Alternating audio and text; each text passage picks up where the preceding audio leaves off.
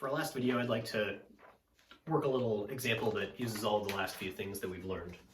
So this is going to be talking about resonance.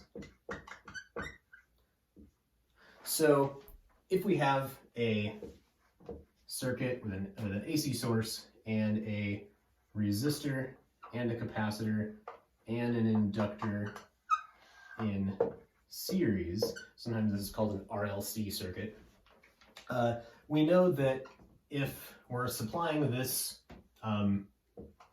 supplying this oscillating voltage, our total voltage here is going to equal the sum of these three voltages, right? Or in other words, if we do Kirchhoff's voltage law going around the loop, we have this voltage minus this voltage minus this voltage minus this voltage equals 0. So our EMF is equal to VR plus VC plus VL, where these are all the lowercase time-dependent voltage values. And that means that we have this phasor that is equal to a sum of three other phasors. So on our phasor diagram, let's just pick a direction for our current. So whatever current we have flowing from our power supply is going to be the same through everything else in this circuit, right? Because everything is in series. There's only one current that's flowing here. So I'm just going to pick a direction to draw that vector in. So this is our current phasor.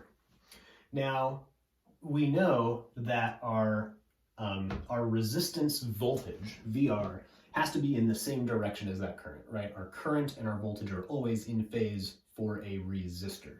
So VR is a vector parallel to this that looks maybe like that. This I is also the I for VC. And remember, for capacitors, our current is ahead of the voltage, which means that our capacitor voltage is going to be 90 degrees behind those. Our inductor voltage, this is also the current for our inductor, and for an inductor, the voltage is 90 degrees ahead of the current. So our phasor for the inductor is in the opposite direction as the capacitor over here. And now all three of these are, maybe I can hold 3 pens to do this. All three of these phasors are rotating around at this same rate, omega t, and we can kind of visualize that happening on this graph. So at a particular instant in time, we could figure out what VR was, what VC was, and what VL was by looking at the x components of those phasors, like we talked about last time. Okay, but what turns out to actually be important is the relative size of these phasors to each other. So, for example, let's imagine that we're thinking about what happens at a high frequency. And now, the relationship between these voltages and this current is frequency dependent, right? The magnitude of this VL vector, I'll mark these as magnitudes, VL is equal to I over XL, and XL is equal to omega L. So at high frequencies, this voltage is, I've done something backwards. Oh yeah. It's embarrassing when the professor can't remember Ohm's law, so don't be like me. Phi equals I XL, okay. So that is equal to I times omega L. So if we're looking at this fixed amount of current, higher frequencies means we are going to need a higher voltage to get that current going. So VL is going to be big. VC is equal to I XC, and XC, of course, is equal to 1 over omega C. So at high frequencies, this gets relatively smaller. So the result of that, if we draw what this phasor diagram is going to look like at high frequencies, VC is going to get small, VL is going to get big. And if we look at the sum of our three phasors now, I guess I should say VR is not going to change because R resistance does not change with frequency. If we add these three vectors together, and I make a little room so we don't go off the board, I have VR plus VL is going to get me somewhere like up here. Well, that's not showing up very well. VL. And then minus VC is, this much back in the other direction. VL minus VC. So we end up with a phasor, a total phasor that looks like this for all three of those voltages added together. And all three of those voltages added together are EMF. So this vector, as I've drawn it, the sum of VR, VC, and VL is that this phasor that I've drawn on there.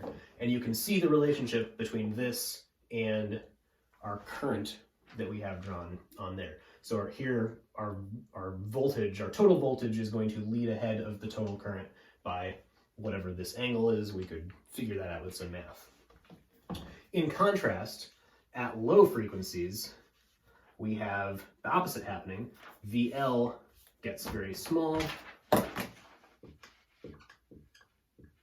Using the same equations we used before, VC gets really big. And as a consequence of that, when we add these three phasors together for low frequency, we end up with a vector that looks like that minus that, so maybe about right there. So at low frequencies, we have a very different looking relationship between our EMF and our current. Although I guess the magnitudes might be related the same, but the angles are very different. Right now our voltage is lagging behind our current by whatever angle that is. Okay, the last thing I'm going to do is look at what happens when we have a frequency such that our two reactances are the same.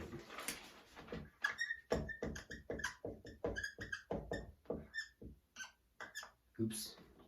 Such that XC equals XL. There is no LC. So that means we have two vectors pointing in opposite directions, and they are, so this is VL, this is VC, and when we add those two together, we get so VR plus VL plus VC gets us back to here. That gives us an EMF that is just equal to VR, because this capacitor and the inductor voltage are totally canceling each other out.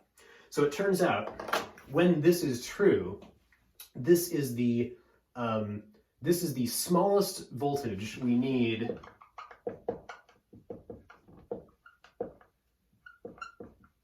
to get whatever current vector that is. Or if I'm doing all this keeping the current the same, but if we were to flip this and say we're keeping the voltage the same again, keeping the voltage the same and looking at what current we get, this would be the biggest current we get for a particular amount of voltage at different frequencies. So because the reactances of our capacitor and our inductor are kind of canceling out in this, it looks as if they are not there at all, and it's just the resistor determining the current flowing through the circuit.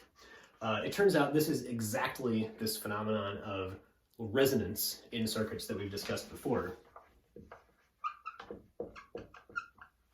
And our resonance condition, that was omega equals the square root of 1 over LC, or F is equal to 1 over 2 pi, square root of 1 over LC. These are the equations that exactly make this true. So these equations come from setting the two reactances equal to each other and solving for omega. So that's where these mysterious equations came from.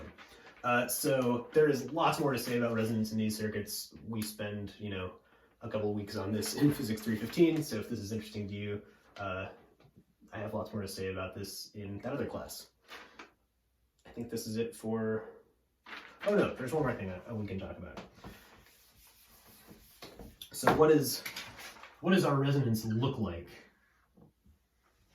So if we look at changing the frequency and looking at how much current we get for a particular amount of voltage that we're putting into the circuit for a particular EMF, we see that at really low frequencies, our capacitive reactance, I guess I should redraw my circuit.